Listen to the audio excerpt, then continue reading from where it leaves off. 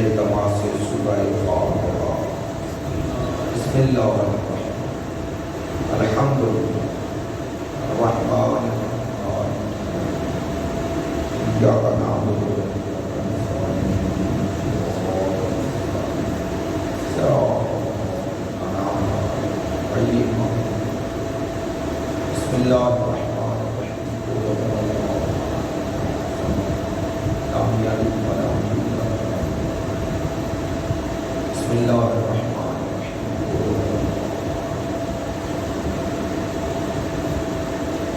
بسم اللہ الرحمن الرحیم، لم یلد ولم یولد۔ اللہم اغفر للمؤمنین والمؤمنات والمسلمین والمسلمات الاحیاء منہم والاموات تابعتہم بیننا وبینہم بالخیرات انکا مجیب الدعوات انکا علی کل شیء قدیر بحق محمد وآل طیبین۔ آپ تمام حاضرین کی صحت و سلامتی کے لیے، مقامات مقدسہ کی حفاظت کے لیے، مجاہدین اسلام اور مدافعین حرم اہل بیت کی کامیابی و کامرانی کے لیے، دشمنان دین یزیدیت، ناصبیت، خارجیت کی نیستی و نابودی کے لیے، تعجیل ظہور امام زمان کے لیے، ہمارے ملک کے استحکام کے لیے، مریضوں کی شفا یابی کے لیے، آپ کی مجالس میں شرکت کی قبولیت کے لیے، علماء کرام، مراجع عظام، عزاداران سید الشہداء، ماتمداران مظلوم کربلا، محبین اہل بیت کی توفیقات خیر میں اضافے کے لیے، آپ تمام حاضرین کی تمام جائز شرعی دعاؤں کو شامل کرتے ہوئے سب دعاؤں کی قبولیت کے لیے بحق سید الشہداء بلند تر صلوات۔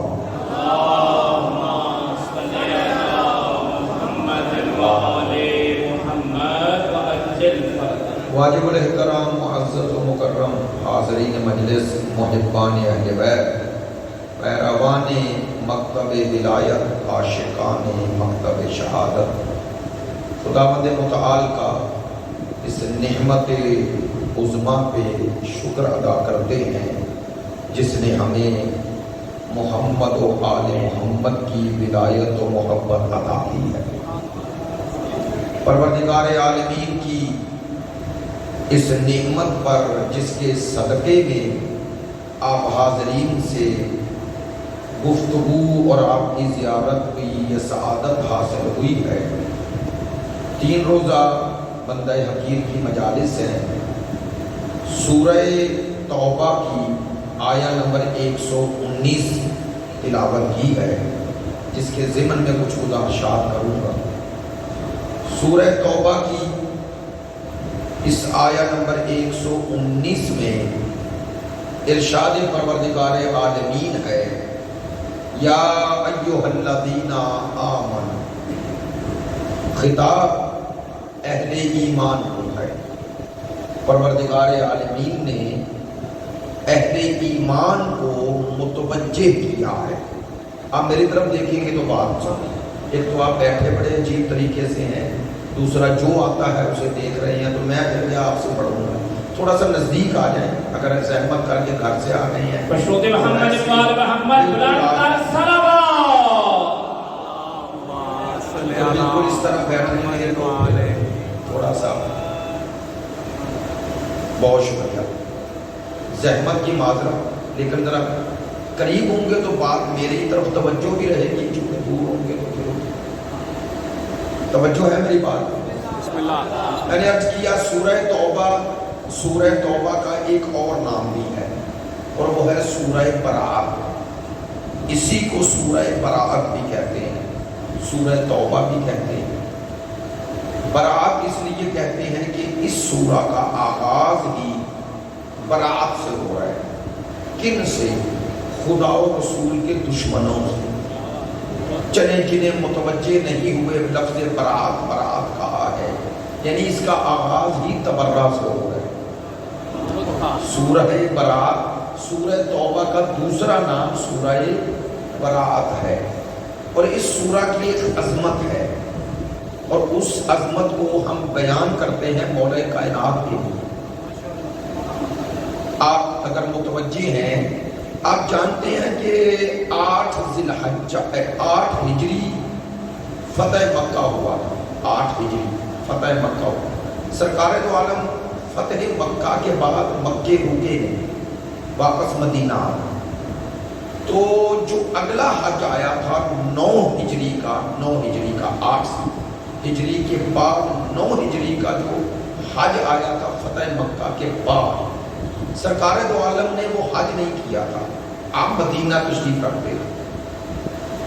آپ کی نمائندگی میں کچھ لوگوں کے وفد بنا کر اور بھیجا گیا تھا حج کے لیے، اور اس وفد کی سرپرستی خلیفہ اول کو دی گئی۔ توجہ رہے،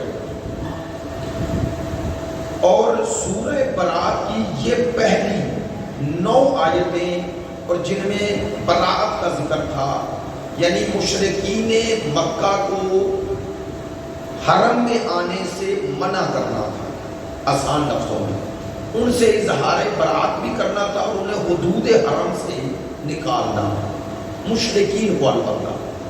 تو یہ آیات جو پہلی آیات نازل ہوئی، سرکار دو عالم نے بھیجا خلیفہ اول، توجہ رہے، کیوں بھیجا؟ تاکہ مصلحت خدا دی، کہ پتہ چل جائے خدا کی نظر میں کس کا کیا مقام ہے۔ تھوڑا توجہ فرمائیں گے، میں نے کہا ضمناً یہ بات آ گئی تو اس سورہ توبہ کی عظمت کے یہ پہلو بھی بیان کروں۔ تو جب آپ نے اس بزرگ کو بھیجا تو تمام شیعہ سنی روایات، بلکہ اہل سنت روایات زیادہ ہیں، کہ جبرائیل امین سرکار پر نازل ہوئے۔ کتاب کا نام صحیح ستہ میں، جامع ترمذی صحیح ترمذی میں بھی موجود ہے یہ روایت، تفسیر در منصور، تمام تفسیر میں بھی انہوں نے اسی آیت اسی سورہ کے ضمن میں یہ واقعہ نقل کیا ہے، تمام مفسرین نے۔ تفسیر در منصور میں بھی جب وہ بزرگ ابھی چلے تھے، مدینے سے کچھ دیر دور گئے تھے، مکہ کی طرف روانہ تھے، تو جبرائیل امین نازل ہوئے سرکار دو عالم پر، اور علماء فرماتے ہیں یہ حدیث نہیں، یہ حدیث قدسی ہے، جو آپ کو پیغام خدا کی شکل میں پہنچایا گیا۔ کیا جبرائیل آئے اور سرکار دو عالم کو حکم خدا پہنچایا؟ کیا حکم خدا تھا؟ کہ لا یبلغنی، کہ اے میرا حبیب، خدا درود و سلام کے بعد آپ کو یہ حکم دے رہا ہے کہ ان آیات کی تبلیغ، لا یؤدی انی الا انت اور رجل منک، کہ ان آیتوں کو یا خود پہنچا یا وہ پہنچائے جو آپ جیسا ہے، یا جزاک اللہ سلامت رہے، آپ پہنچائیں یا وہ پہنچائے جو آپ جیسا ہے۔ یؤدی بھی لفظ ہے، یبلغ بھی لفظ ہے، یعنی ان کی تبلیغ یا خود کرے یا وہ کرے جو آپ جیسا ہے۔ آپ نے توجہ فرمائی ہے، چلے اگر متوجہ ہیں اس جملے کی منزلت سمجھیں، خود پہنچائیں یا یہ یا کے بعد جو آ رہا ہے۔ آپ جانتے ہیں بچپن میں یہ بچے، ہم بھی جب اسکول میں تھے، بعض سوال اختیاری آتے ہیں، تو اختیاری سوال کیسا ہوتا ہے؟ اس 2 سوال لکھے ہوتے ہیں، پہلے ایک، پھر لکھا ہوتا ہے یا یہ، تو یا کا معنی کیا ہوتا ہے؟ یا کے بعد جو لکھا ہوتا ہے کہ دونوں کے نمبر ایک جیسے ہیں، دونوں کا مقام، بات تو میں نے کہہ دی ہے، خدا کہہ رہا ہے یا خود جا یا اسے بھیج جو تجھ جیسا ہے۔ تو اس کا معنی ہے خدا کی نظر میں مصطفیٰ جیسا کوئی ہے، اسی لیے سید الانبیاء نے سورہ توبہ کی آیات اس بزرگ کو دے کے بھیجا، تاکہ میرے بعد کسی کو یہ شک نہ رہے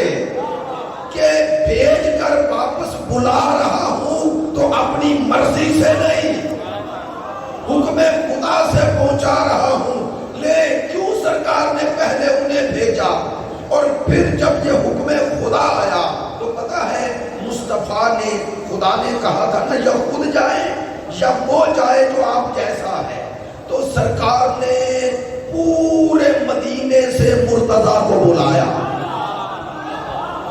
مرتضیٰ کو بلایا، امیر المومنین کو بلایا اور کہا جائیں اور جا کر ان سے وہ آیات لے لیں۔ علامہ نقل کا بڑا پیارا جملہ ہے، کہتے ہیں اسی واقعے کے بعد پتہ چلتا ہے کہ سرکار نے انہیں بھیجا کیوں، متوجہ میری طرف رہنا ہے، انہیں بھیجا کیوں؟ اس لیے بھیجا تاکہ ہم سب کو معلوم ہو جائے میں علی کو اہمیت بھائی سمجھ کے نہیں دیتا، میں مولا کائنات کو اہمیت بھائی سمجھ کر نہیں دیتا، اس لیے دیتا ہوں کہ کائنات میں دو ہی ایسے ہیں جو قرآن کی تبلیغ کو ویسے کر سکتے ہیں جیسے خدا چاہتا ہے، ایک مصطفیٰ ہے، دوسرا مرتضیٰ۔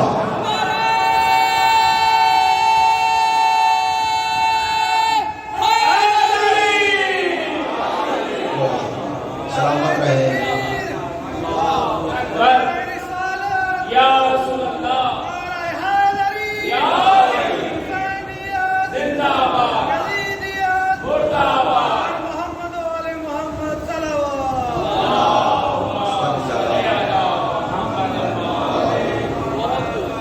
یہ واقعہ ساری کتابوں میں موجود ہے۔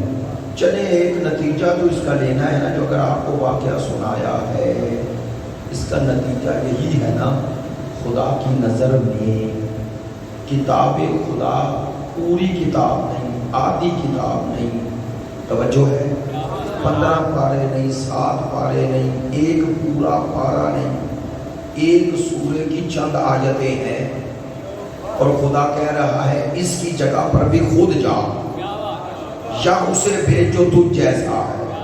ہمارا تو یہی ایمان ہے، جب کوئی چند آیتوں کی تبلیغ کی اہلیت نہیں رکھتا تو پورے قرآن کا وارث کیسے بنے گا؟ بھائی توجہ ہے میری بات میں، ماشاءاللہ، جزاک اللہ، سلامت رہیں، توجہ ہے۔ بسم اللہ۔ مجلس سید الشہداء ہے اور مجلس ذکر سے زیادہ فکر ہونی چاہیے، توجہ ہے۔ بعض اوقات ذکر فائدہ مند ہے لیکن ذکر سے زیادہ بعض اوقات فکر فائدہ مند ہے۔ اگر آپ کی توجہ ذکر سے زیادہ فکر کی طرف ہو جائے تو ذکر میں معرفت پیدا ہو جاتی ہے، توجہ ہے میری بات میں، معرفت پیدا ہو جاتی ہے۔ اور اسی لیے کہا گیا ہے کہ بعض اوقات عابد کی ساری رات کی عبادت سے عالم کا ایک سجدہ افضل ہے۔ کیوں افضل ہے؟ اس لیے افضل ہے کہ وہ جو ذکر کر رہا ہے نا، وہ پڑھ رہا ہے، وہ ذکر پڑھ رہا ہے، لیکن یہ جو عالم ہے یہ پڑھ نہیں رہا، یہ فکر کر رہا ہے، یہ جسے پکار رہا ہے اس کی طرف متوجہ ہے۔ ایک سروات پڑھے بلند آواز،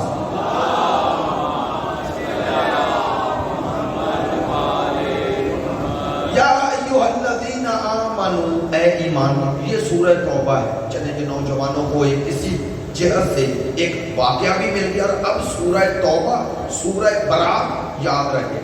چلیں ایک اور بات کر دوں اگر آپ متوجہ ہیں، سورہ برات کی ایک خصوصیت ہے قرآن میں جس سے اس کا پتہ چل جاتا ہے، وہ کیا ہے؟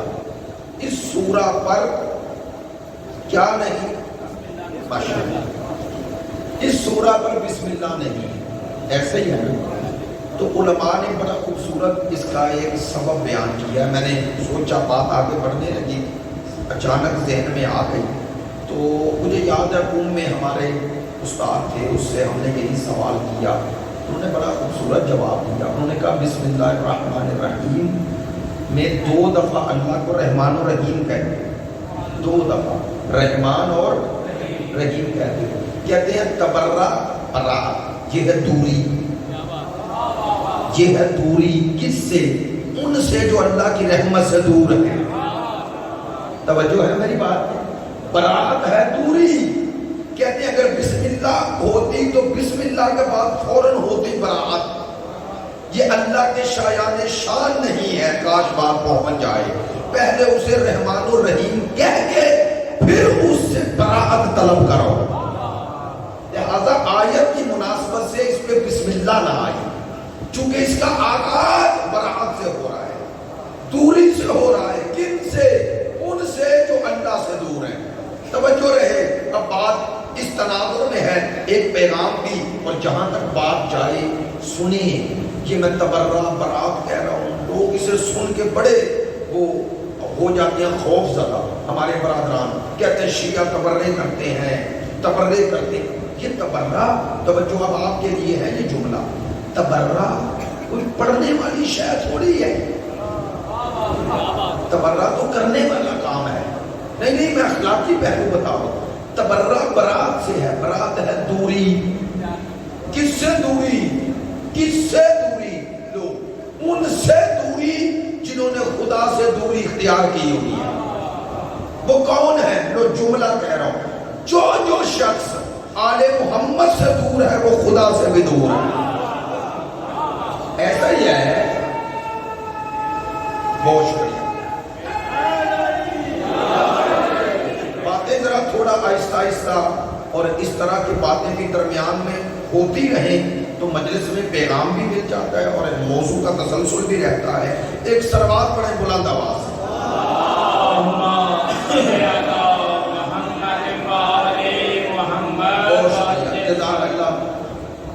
میں نے جو عرض کیا کہ تبرے کا یہ پہلو اگر ہمارے سامنے آ گیا تو ہماری بھی غلط فہمی دور ہو جائے گی. اور وہ غلط فہمی میں عرض کرنا چاہتا ہوں ہے کیا. میں نے عرض کیا تبرہ برات سے ہے. برات ہے دوری. کن سے دوری؟ جو آل محمد سے دور ہے ان سے دوری. کیوں ان سے دور ہو؟ اس لیے کہ وہ آل محمد سے دور نہیں، وہ خدا سے دور ہے. ایسا ہی ہے. تو اب کہنا کیا چاہتا ہوں، دوری کبھی پڑھنے سے نہیں ہوتی، زبان سے کہنے سے نہیں ہوتی، عمل سے ہوتی ہے. عمل سے ہوتی ہے. بات محسوس تو نہیں کریں گے. اگر میں نے ثابت کرنا ہے کہ میں دشمنان اہل بیت سے دور ہوں تو کیا کروں؟ ان سے دوری کا معنی جسمانی دوری ہے. ماشاءاللہ ایسا کردار جو ان کا کردار ہے، جو ان کا کردار ہے، جو ان کے افعال ہیں، ان افعال کی مخالفت کا نام ہی تبرہ ہے. توجہ ہے بھائی، توجہ ہو گئی. نہیں میں جملہ بدل دے دو اور آپ کو لطف آئے گا.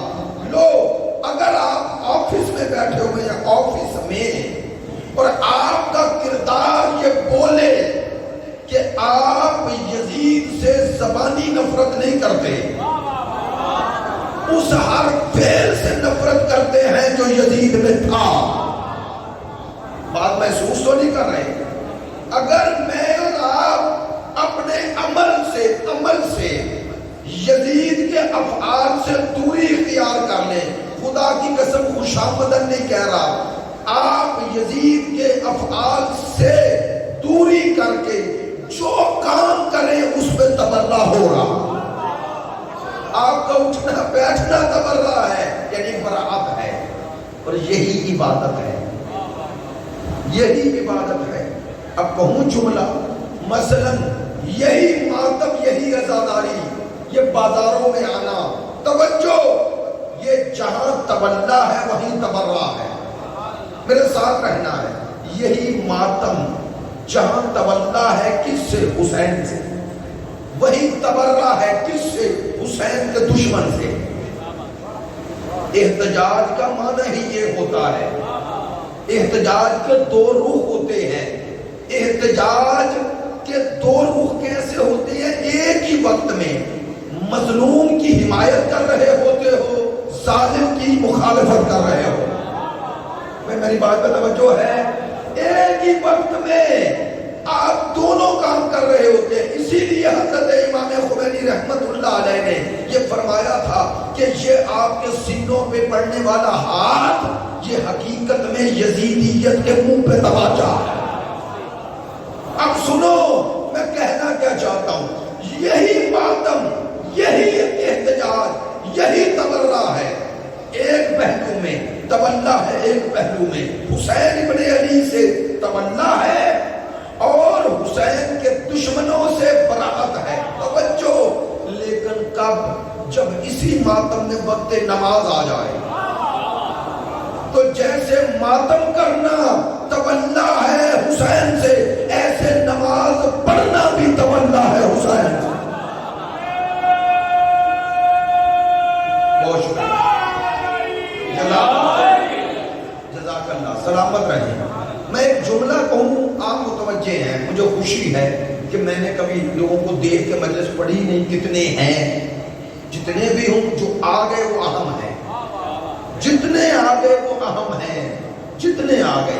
عزادار کی اہمیت کبھی کم نہیں ہوتی، اور پھر لوگوں کو گن کے مجلس نہیں پڑھنی چاہیے، تول کے پڑھنی چاہیے۔ اگر ہزاروں کا مجمع ہو اور سمجھنے والا ایک نہ نکلے، فائدہ کیا؟ اور اگر چند سو کا مجمع ہو لیکن اس کو سمجھنے والے ہوں، وہی فائدہ ہے۔ چونکہ تبدیلی عمل میں تب آتی ہے جب بات سمجھی جائے، سننے سے تبدیلی نہیں آتی۔ نہیں توجہ ہوئی؟ قرآن سننے سے تبدیلی نہیں آتی جب تک قرآن پہ عمل نہ کیا جائے، اور عمل وہی کرتا ہے جسے سمجھ میں آ جائے۔ ایسا ہی ہے جسے سمجھ میں نہیں آیا اس نے کیا بیٹا عمل کرنا ہے۔ تو جو بات کہہ رہا تھا، رات میں نے بات کہی اٹک میں، تو جملہ یہاں بھی دہرا دیتا ہوں۔ وہاں پر تو ماتمی سب دوستوں نے بڑا تائید فرمائی، تو میں امامیہ کالونی میں یہ بات کہہ رہا ہوں، اور اس لیے کہہ رہا ہوں کہ آپ تک یہ پیغام پہنچے۔ آپ ماتم کر رہے ہیں نا، ماتم کر رہے ہیں، عاشور کے دن وقت نماز آ گیا، آپ نکلے، حلقے سے نکلے، وضو کیا، نماز پڑھی، مثلاً ظہرین پڑھ کے دوبارہ جا کے حلقے میں شامل ہو گئے۔ سننا میں آپ کی ٹرمنالوجی میں کہتا ہوں، یہ جو نکلے ہو نا اور نکل کے پھر گئے ہو، خدا کی قسم یہ نکل کر آنے اور جانے میں نماز کا جو ٹائم تھا یہ بھی عزاداری ہی ہے۔ نہیں توجہ ہوئی؟ آپ نے سمجھا حلقہ ٹوٹ گیا، نہ ٹوٹا نہیں ہے، نماز پہ جانا ہی تو جڑنا ہے۔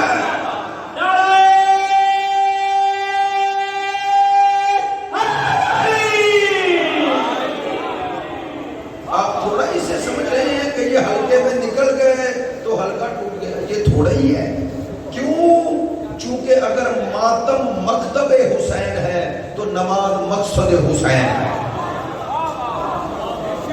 اگر ماتم مکتب حسین ہے تو نماز مقصد حسین ہے، اور اگر مکتب مقصد سے جدا ہو جائے تو دونوں بے فائدہ ہو جائے۔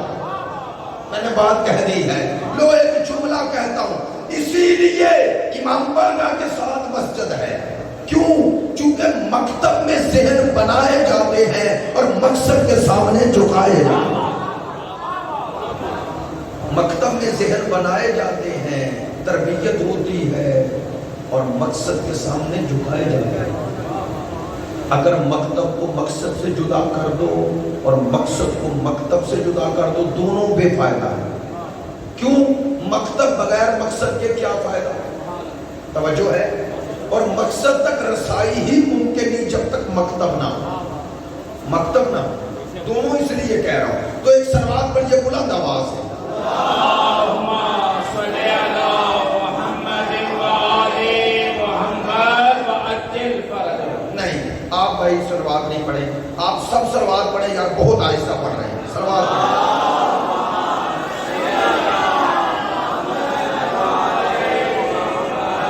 معذرت چاہتا ہوں، میں ہوں امامیہ باقبہ میں، لیکن میرے پڑھنے کا انداز الگ ہے۔ اب میں کہتا ہوں جو آیا ہے مجلس میں وہ تو یہاں بیٹھے، اگر مشکل میں بیٹھا ہو تو چلا جائے، کیونکہ اس کا جانا بہتر ہے۔ اگر رہ کر مجلس میں نہیں تو رہنے کا کیا فائدہ؟ ایسا نا، وہ دیکھنے والے کو زیادہ اذیت ہوتی ہے۔ توجہ فرمائیں گے جو بات کہنا۔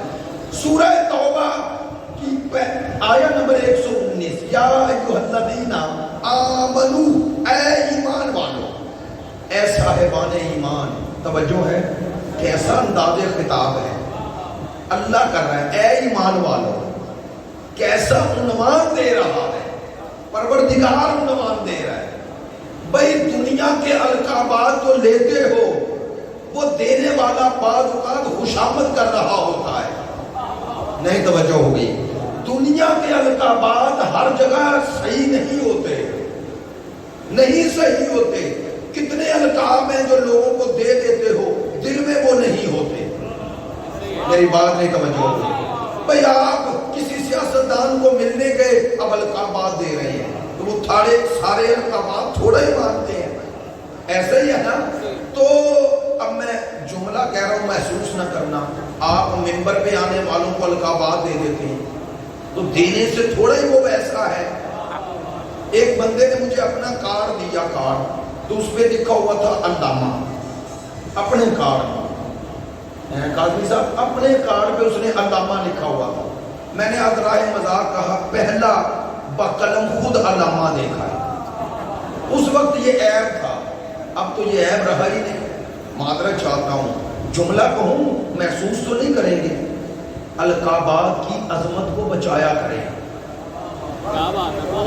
القابات کی عظمت کو بچایا کریں. اس سے پتہ چلتا ہے اس قوم کا شعور کتنا بلند ہے, اور اس سے پتا ہے کہ جسے لقب دے رہا ہوں وہ اس کا اہل ہے یا نہیں ہے. نہیں توجہ ہوئی. لو اگر لفظ خلیفہ علی پہ آئے تو جچتا ہے.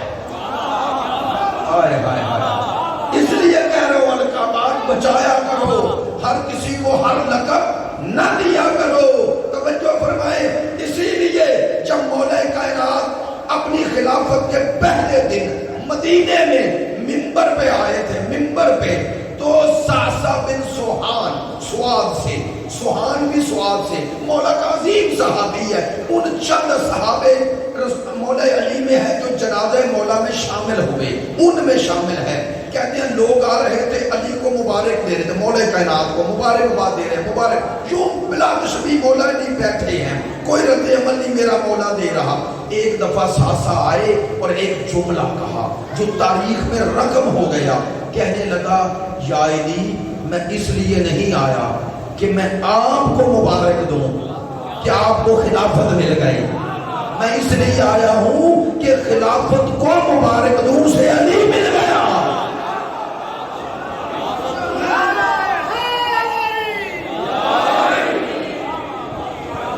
میں اس لیے آیا ہوں کہ میں خلافت کو مبارک دوں سے علی مل گیا. لو جملہ بدل دیتا ہوں. ساسا کہنا یہ چاہ رہے تھے کہ جن کی کوئی حیثیت نہیں تھی انہیں خلافت کی ضرورت ہے. بھئی تاریخ میں ان پہ عنوان خلیفہ نہ آتا تو گھر والے بھی نہ پہچانتے. ہاں ایسا ہے یا نہیں؟ اگر ان پہ عنوان خلیفہ نہ آتا تو کوئی نہ پہچانتا. یہ ہے علی میں اور غیروں میں فرق. ہاں دوسروں کو عزت خلافت دیتی ہے, جو خلافت کو چار چاند لگائے اسے علی کہتے ہیں.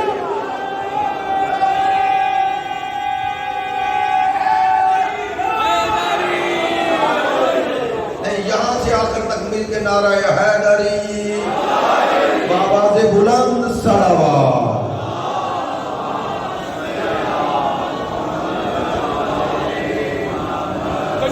محمد و آل محمد بلند تر صلوات.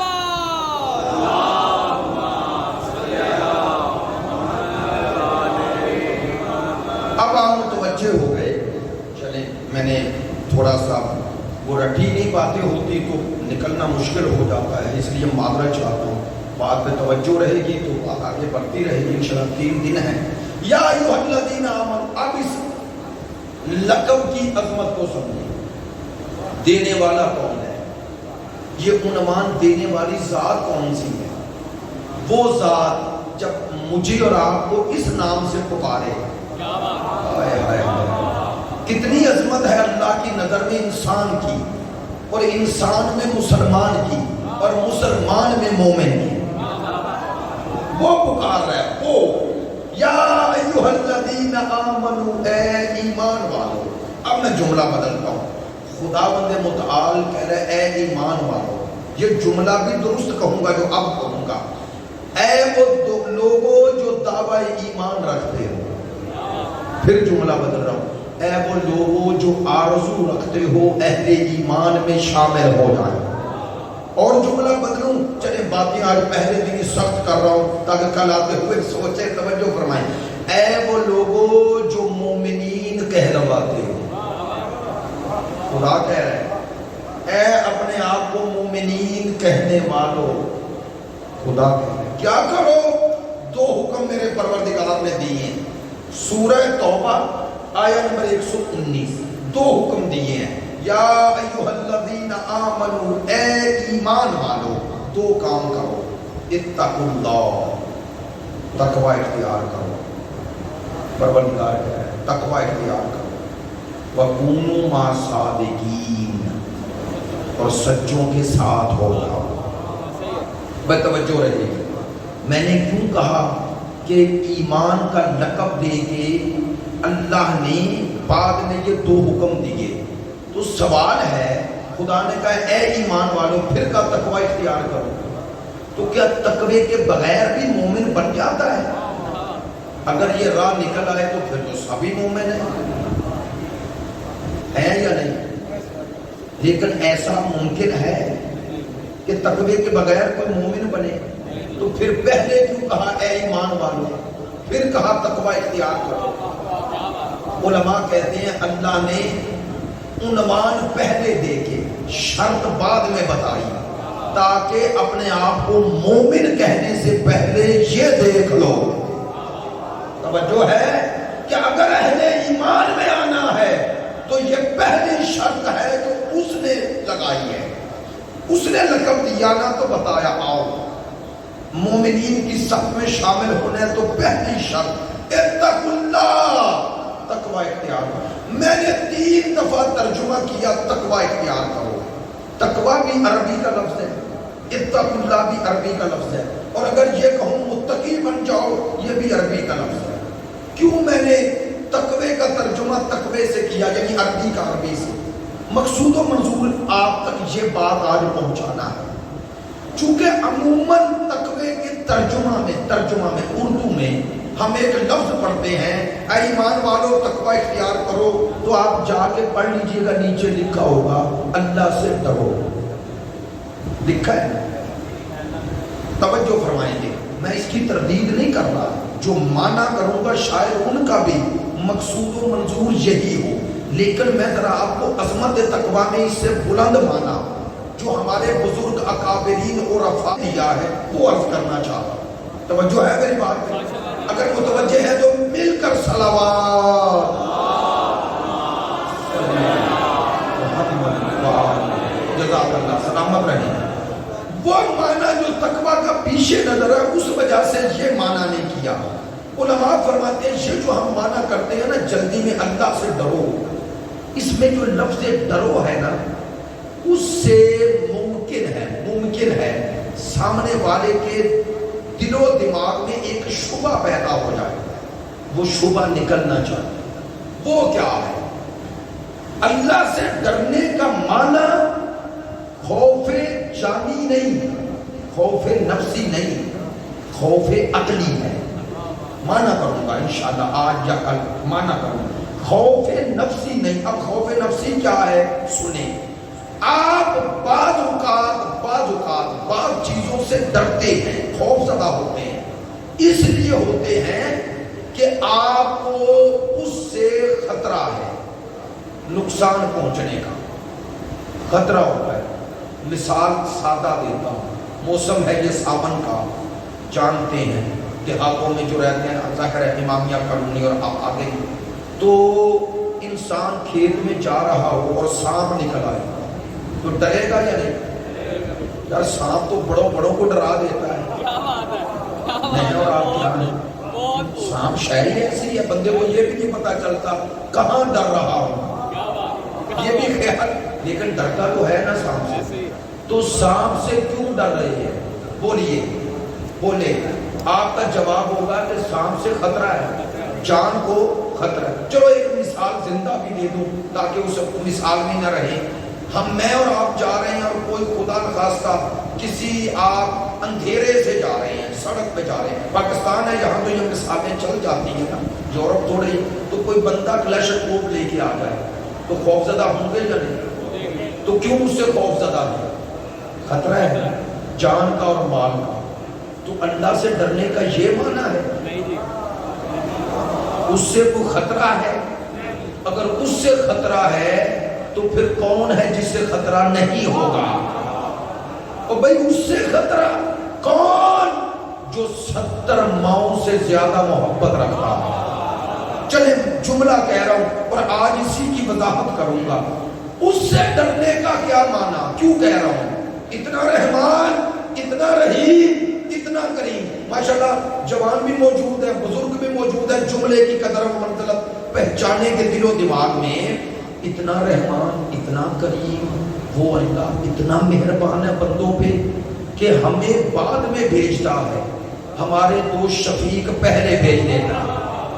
نہیں توجہ ہوئی بھائی؟ ماں باپ بندہ خود بناتا ہے یا اللہ؟ تو یہ جو اللہ نے 2 ماں باپ بنائے, اس نے بنائے نا. تو بنانے سے کیا مراد, وضاحت کر رہا ہوں, آپ متوجہ ہیں. بنانے سے کیا مراد؟ بنانے سے یہی مراد ہے نا, جب تک انسان کی شادی نہیں ہوئی تو ذمہ داریاں کم ہیں نا, ایسا ہی ہے نا, بوجھ کم ہے. شادی ہو جائے ذمہ داری کم ہوتی ہے یا زیادہ؟ زیادہ بڑھ گئی. اچھا, یہ جو 2 میاں بیوی بن گئے, یہ اگر صحیح العقل ہیں تو یہ صاحب اولاد بننا چاہتے ہیں یا نہیں؟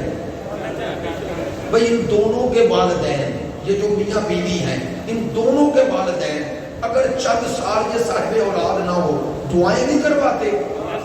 میں زیارات پہ گیا, میرے ساتھ ایک دوست تھے, ہر جگہ کہتے میرے لیے دعا کریں, اللہ مجھے اولاد دے. کبھی آپ نے سوچا صاحب اولاد ہونے سے تو ذمہ داری بڑھتی ہے؟ ذمہ داری کا معنی آسان لفظوں میں کروں, بوجھ بڑھ جاتا ہے یا کم ہوتا ہے؟ بڑھ جاتا ہے. پھر بھی انسان شادی کے بعد وہ لڑکی وہ لڑکا, وہ مرد و عورت دونوں ماں باپ بننا چاہتے ہیں یا نہیں چاہتے ہیں؟ عجیب ہے, بوجھ بڑھ رہا ہے اور ماں باپ بننا چاہ رہا ہے. یہ ہے اس کی رحمت. اس نے دل میں ممتا پیدا کر دی, باپ کے دل میں شفقت پدری پیدا کر دی. یہ جو دونوں کے دل میں جذبہ ہے نا, جذبہ, ادھر ممتا ادھر باپ بننے کا, یہ بوجھ پر غالب آ گیا. نہیں اور جملہ کہتا ہوں, آپ متوجہ ہیں انشاءاللہ, آپ نے توجہ کی, مجھے حوصلہ ہوا کہ بات اس تناظر میں سن رہے ہیں. سنیں جملہ اور کہہ رہا ہوں. یہ جو ماں کے دل میں ممتا اور باپ کے دل میں پدری خواہش ہے, اس کے پیچھے جذبہ ہے محبت. اصل میں دونوں کو محبت رکھ دی اللہ نے فطرت میں. کس سے؟ اولاد, صاحب اولاد ہونے سے محبت رکھ دی. توجہ, یہ ہے روح دین. کیسے؟ ماں باپ بننا بوجھ بڑھ رہا تھا, اللہ نے اس بوجھ کو ختم کر دیا. کس کے ذریعے؟ محبت کے ذریعے. اس کا معنی ہے اگر پیچھے محبت آ جائے تو بوجھ نہیں رہتا. پورا دین, نماز, روزہ, حج, زکات, خمس, جہاد, یہ انسان کے وجود پر سنگین ہے, بوجھ ہے, بھئی مشکل ہے. اب سمجھو کہ اللہ نے سارے دین کی اجرت آل محمد کی محبت کے لیے بنایا. بہت شکریہ, سلامت رہیں, سلامت رہیں. سارے دین کی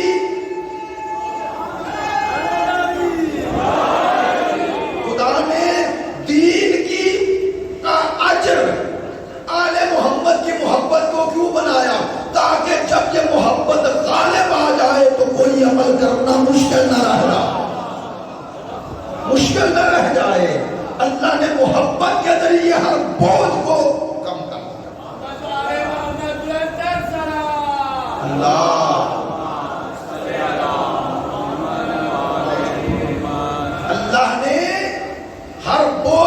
کم کر دیا. تو کہنا کیا چاہا؟ اتنا رحمان، اتنا رحیم، اتنا کریم کہ میں اور آپ اس کی مخلوق اور ان دو ماں باپ کی اولاد بن کے دنیا میں آ گئے. ایک جملہ پھر کہہ رہا ہوں، پڑھے لکھے دوستوں مجھے حوصلہ ہو رہا ہے. دیکھو یہ جو اولاد انسان بنتا ہے نا کسی کی، ماں باپ کی، اولاد بعد میں ہے، مخلوق پہلے ہے. نہیں توجہ ہوئی؟ بھائی خلق وہ کرتا ہے، اولاد وہ دیتا ہے، تو جو دیتا ہے وہ خالق پہلے ہے. یہ ماں باپ بعد میں ہے. کہنا کیا چاہ رہا ہوں؟ ماں باپ کا حق ہے لیکن اس کے بعد. اسی لیے ایک آیت میں دونوں چیزیں اللہ نے سمیٹ دی. فرمایا وَقَضَىٰ رَبُّكَ أَلَّا تَعْبُدُوا إِلَّا إِيَّاهُ وَبِالْوَالِدَيْنِ إِحْسَانًا. اس نے یہ طے کیا ہے اس کی عبادت کرو، ماں باپ سے حسن سلوک کرو. کیوں؟ اللہ نے کہا چونکہ عبادت صرف میری کرو، اس کی اولاد ہو، میری مخلوق ہو. اگر میں نہ ہوتا تو تو نہ ہوتا، لہذا مخلوق پہلے ہو. پہلے حق میرا ہے، اللہ کا حق پہلا ہے. توجہ فرمائیں گے. ایک لطیف پہلو آپ کی خدمت میں عرض کروں گا اور اسی میں ایک دلیل بھی آ جائے گی. یہ بچہ دنیا میں آیا تو پہلے دن کا بچہ آتے ہی اپنے اعضائے بدن سے کام لے سکتا ہے؟ ماشاءاللہ، ہاتھ، پاؤں، آنکھیں، کان، زبان سب لے کے آیا، لیکن کسی سے بھی کوئی کام. یا اللہ تو نے دے کر 1 سال 2 سال بیکار کر دیے ہیں یا نہیں؟ سال کے بعد یہ بچہ زیادہ سے زیادہ جلدی سے جلدی بھی بولے، سال کے بعد ہی بولے. عادی بچوں کی بات کر رہا ہوں، عام بچوں، وہ اعجاز الگ ہے. تو وہ 1 سال تک تو بول ہی نہیں رہا، زبان ہے، آنکھیں ہیں دور تک دیکھ نہیں رہا، کان ہیں سن بھی لے تو سمجھ، ہاتھ ہیں کوئی شے چھو، قدم ہیں چل نہیں. خدایا یہ سارے اعضاء دے کے بیکار کیوں رکھے ایک وقت تک؟ کہا تاکہ تمہیں یہ درس ملے تیرے نہیں میرے ہیں. یہ تیرے نہیں میرے ہیں، اور اگر میں نہ چاہوں تو ان میں طاقت نہیں آتی. اللہ نے کہا جب میں ان میں طاقت دے دوں اور طاقت کے ساتھ اختیار دے کے آزماؤں تو انہیں اپنی مرضی سے استعمال نہ کرنا، انہیں ویسے استعمال کرنا جیسے میں چاہتا ہوں. لیکن آج کی مجلس کا آخری پہلو، یہ بچہ دنیا میں تو آ گیا، مخلوق ہے، اس کی زندہ رکھنا ہے اس نے، تو اس کی زندگی کا کوئی ذریعہ بنایا یا نہیں؟ میں آپ کو پیغام دے رہا ہوں، آپ سب نے درست فرمایا ہے کہ ذریعہ پہلے بنایا، اسے بعد میں بھیجا. اس کے زندہ رہنے کے لیے جو سبب حیات ہے، یعنی غذا، یعنی رزق، بولیے گا بچے کے دنیا میں آنے سے پہلے خدا اس کا اہتمام کرتا ہے یا نہیں؟ کر دیتا ہے. یہ بھی درس ہے. انسان جب تو کچھ نہیں تھا میں نے تجھے تب بھی بھوکا نہیں مرنے دیا. آئے آئے آئے، میں نے تجھے تب بھی بھوکا نہیں مرنے دیا اور تیرے رزق کا بندوبست آنے سے پہلے کر دیا. اچھا اب اس کو زندگی چاہیے نا، وہ ماں کے پاس اس کی زندگی کا ذریعہ ہے، زندگی نہیں. بات پھر مشکل کہہ گیا. ماں کے پاس زندگی کا ذریعہ ہے، زندگی نہیں، لیکن زندہ رکھنا ہے اس نے. یا اللہ یہ زبان سے تو بول نہیں سکتا، چل نہیں سکتا، چھو نہیں سکتا، پھر اسے زندہ رہنا ہے، اور جس کے پاس اس کا رزق ہے یہ اسے متوجہ کیسے کرے؟ لے آج کا پیغام لے جائیں. اللہ نے کہا میں نے فطرت میں ایک زبان رکھ دی. کون سی؟ اللہ نے کہا جب بھی ماں کو متوجہ کرنا ہو تو رو لے، اور وہ رونا فطرت میں رکھا. ادھر یہ رویا اور ادھر ماں متوجہ ہو گئی. نہیں، ماں متوجہ نہیں ہوئی، اللہ کی رحمت متوجہ ہوئی ہے. چونکہ ممتا ہے اللہ کی رحمت کا جلوہ، وہ رحمت کے ساتھ اس کے گریے کا ایک تعلق ہے، یار پیغام لے جائیے گا۔ اللہ نے کہا یہ رویا، ماں کی ممتا متوجہ ہوئی اور اسے زندگی دے دی، زندگی دے دی۔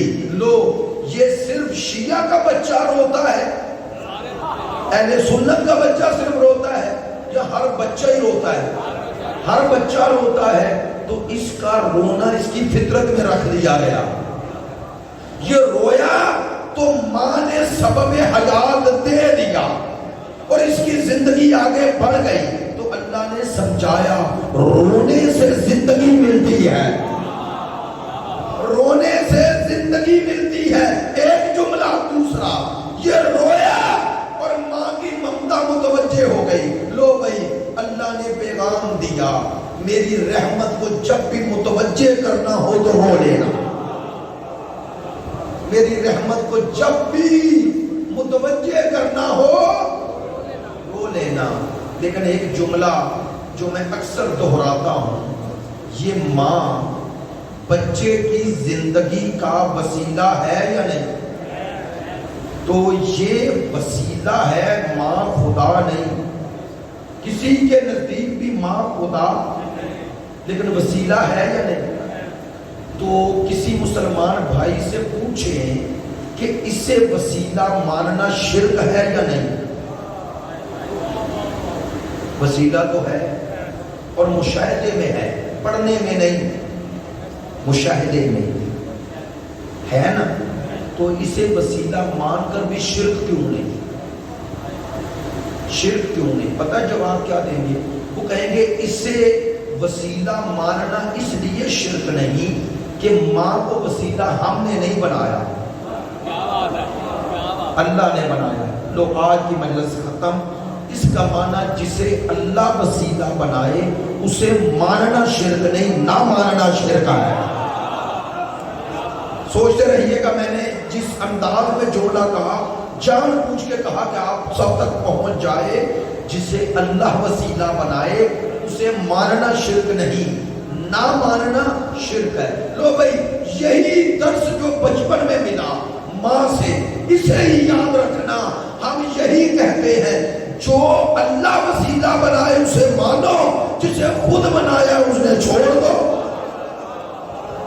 بھئی آپ کہتے ہیں وسیلہ بنانا شرک ہے، تو اسے وسیلہ کیوں مان رہے ہیں؟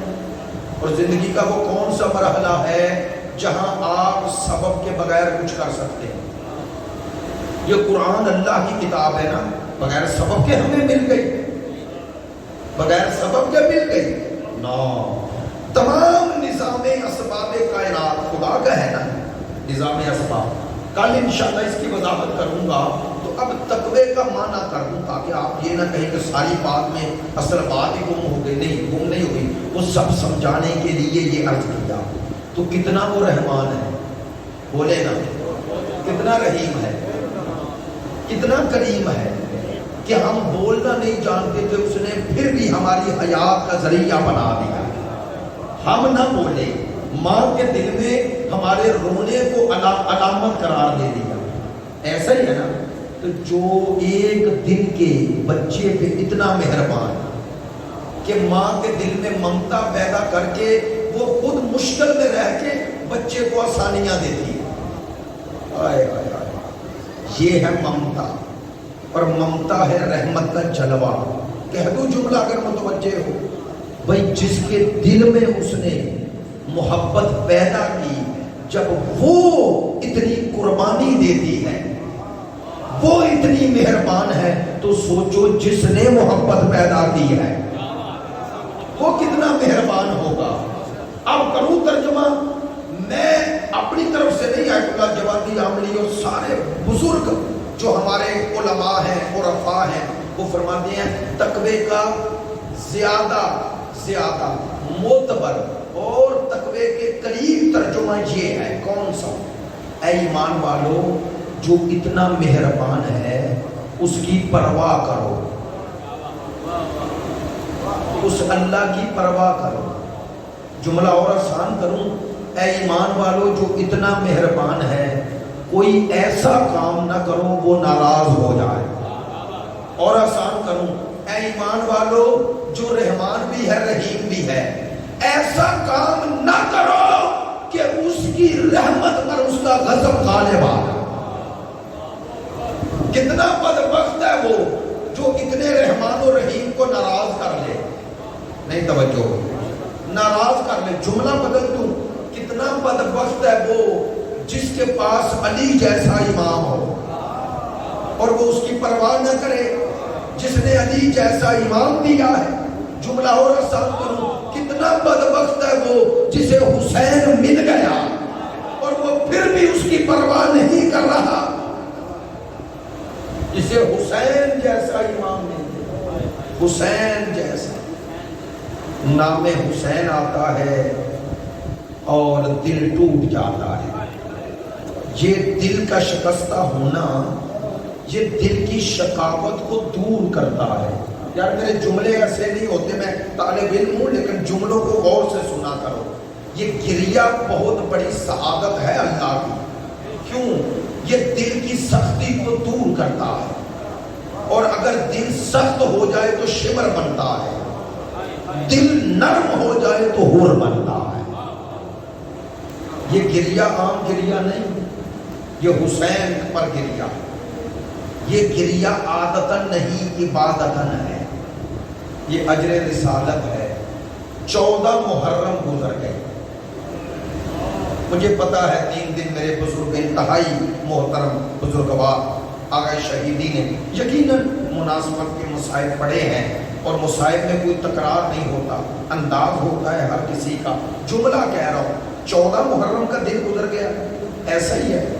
تو عاشورہ کو گزرے ہوئے کتنے دن ہو گئے؟ 10ویں محرم، 4 دن نا۔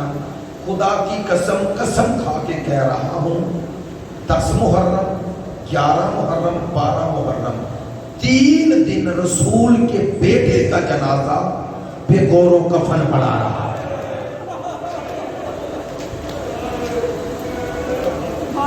چلو یہ جملے میرا حصہ ہو گیا، اگلا جملہ کہوں، خدا کی قسم صرف بے گور و کفن نہیں پڑا، گھوڑے دوڑا دیے گئے۔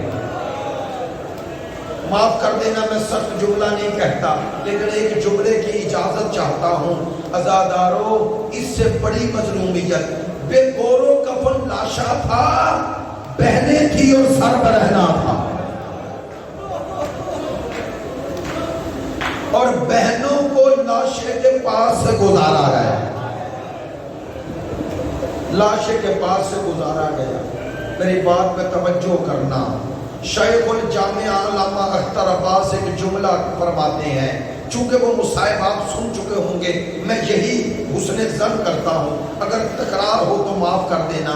علامہ اختر عباس کہتے ہیں جب 11 محرم کو بطول کی بیٹی ہاتھ پسے گردن ناکے پہ سوار کر کے ملعون جان بوجھ کر حسین کے پاس سے گزار، ہاں بی بی اسی طرح ناکے کو حکم دیا، رک گیا، بی بی نے یوں رخ پلٹا اور اپنے بیٹے سید الساجدین کے چہرے کو دیکھا، بھتیجے کے چہرے کو دیکھا، اور ایک سوال کیا، کہا بتا بیٹا میرا بھائی کہاں ہے؟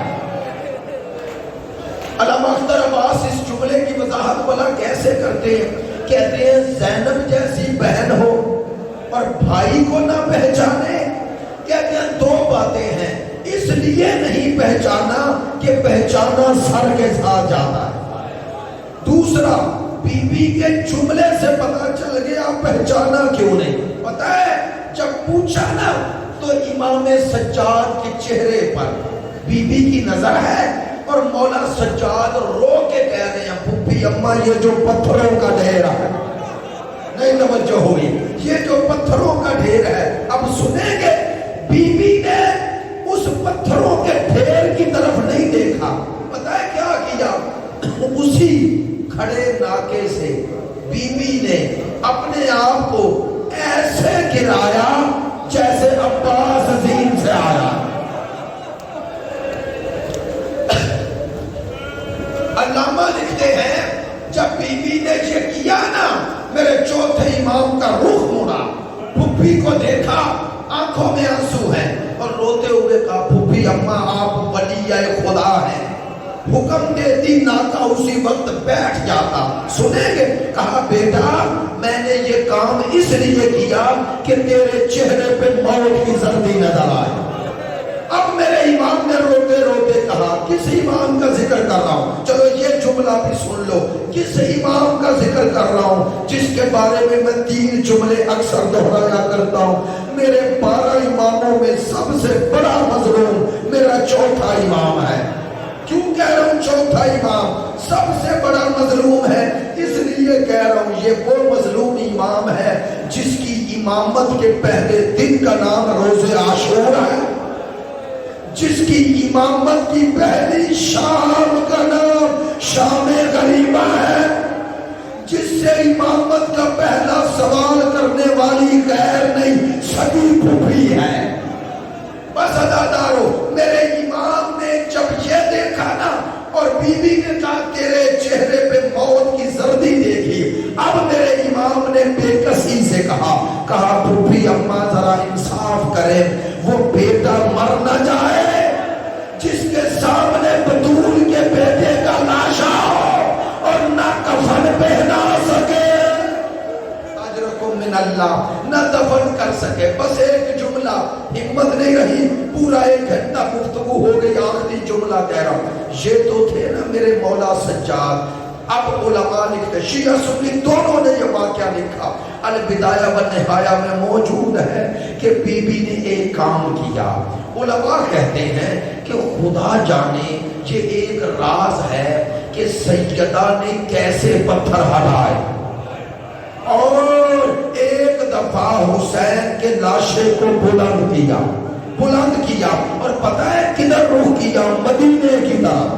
اور پتہ ہے رخ کر کے کیا کہا صلی علیکہ ملیک السما، نانا وہ آپ ہیں جن پہ فرشتے درود پڑھ رہے ہیں۔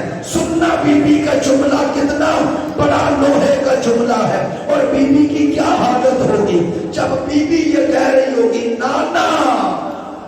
نانا وہ آپ ہیں جن پہ فرشتے درود پڑھ رہے ہیں۔ اگلا جملہ پتہ ہے بی بی نے کیا کہا؟ نانا ذرا مدینے سے کربلا آ جاؤ، نانا ذرا مدینے سے کربلا آ جاؤ۔ کیوں؟ کہا میں وہ بہن ہوں جو اپنے بھائی پہ رو نہ سکی، میں وہ بہن ہوں جو کفن نہ پہنا سکی۔ اب ایک جملے کا اضافہ کرتا ہوں، مجھے بتاؤ آپ بزرگ بتاؤ، آپ نے کائنات میں ایسی بہن دیکھی ہے جو بھائی کے لاشے پہ رو رہی ہو اور قاتل سر پہ آ کے کھڑا ہو رہا ہے؟ اللہ جانے شبر کے ہاتھ میں تازیہ نہ آیا اور میرے مولا سجاد کی پشت پر